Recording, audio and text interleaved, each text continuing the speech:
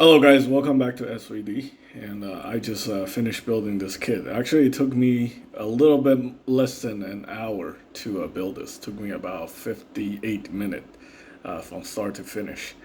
Yeah, I didn't cheat either. I cleaned up all the knobs. But luckily, I work with a pair of semi-broken God hands.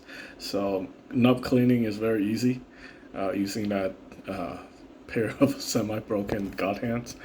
So yeah, I think this is still a pretty solid kit. A lot of people have been telling me that this thing is completely outdated. That we need to get a revived version of the Gouf custom.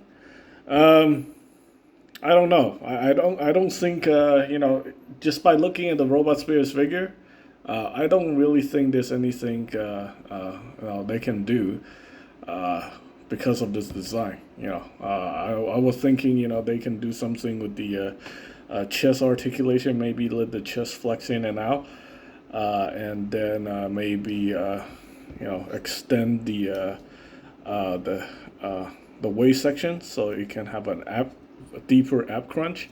But the problem is, you got these power cables getting in the way of everything. So the way the Gouf is designed is very different than the Zaku. You can see with the Zaku, the power cable is just attached to the upper waist. This guy, the power cable is connected all the way through the skirts. So unless they can do something about those power cables, I don't think there's really any way to improve the articulation. Yeah, it's just kind of a weird situation. So basically, all the articulation on the hips, obviously, you're not gonna get these kind of posability out of the Gouf, due to the fact the skirt, the power cable that goes through the skirt just greatly hinder the articulation. And I think it's probably gonna be the exact same case with the Robot Spirits figure. So people who are saying, "Oh yeah, the Robot Spirits figure is gonna completely destroy the HGUC." Well, I don't think that's an accurate assessment, but we haven't seen the figure hasn't came out yet, so we'll see. Maybe Bandai will, Tamashii Nation will surprise us with surprise articulation. I do know for a fact that it's gonna have the swing out hip articulation. That's very popular. Some people say it's very weird. When it comes to design, to have those swing out hips. But I'm okay with it. It's probably most likely going to have that. But all in all, I don't think that's really going to improve articulation all that much. I feel like, for the most part, I think the Gunpla is probably capable of pulling most of the iconic poses of the Gouf custom. And if you put it on the action base, I think this guy probably will have even better articulation. Better posability. The only thing that I really don't like is the single jointed elbows. That really does bother me quite a bit.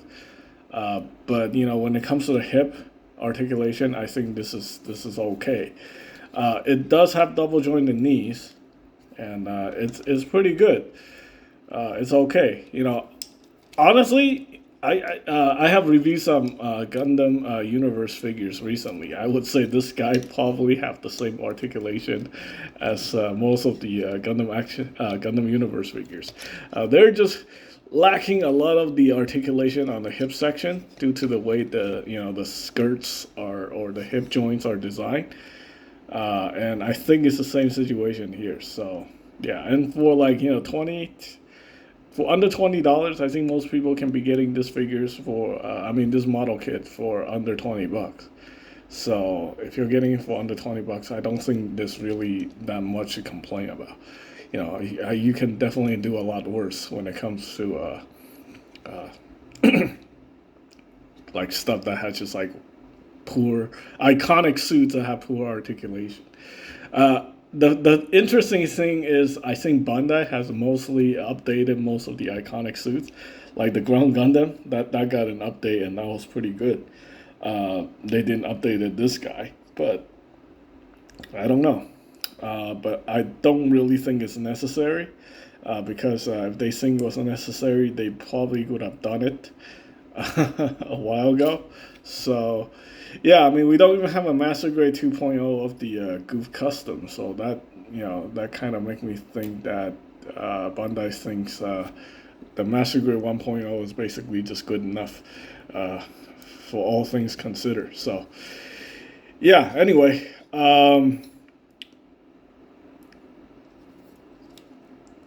I think that's it. I don't think it's a bad kit. I think people are overly critical about this kit in general. I know they recently released the Crimson Custom version, which is basically just a recolor for the build divers. What's that? The Battle Lock Gundam Breaker Battle Lock.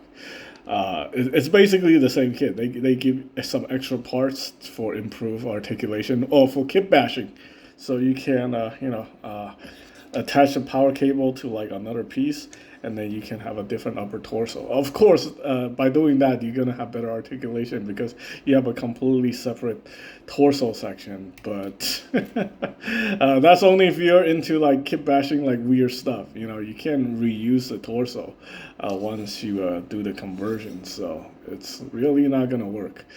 It's not gonna be a goof anymore. So anyway. That's just my opinion. I think this kit is still solid.